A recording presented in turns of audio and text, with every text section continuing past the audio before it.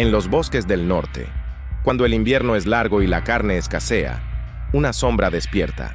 Wendigo no es un animal, ni un espíritu, es una maldición, un alma humana, devorada por la desesperación, corrompida por el hambre, transformada por el canibalismo.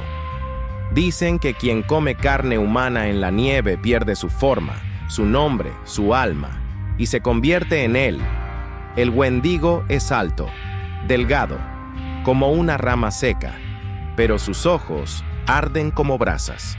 Tiene cuernos de ciervo, dedos alargados y un aliento que congela el alma. No corre, no salta, se arrastra entre los árboles, te acecha cuando estás solo y hambriento, porque no busca alimentarse, busca convertirte, y que tú también seas parte del bosque, pero ya no humano.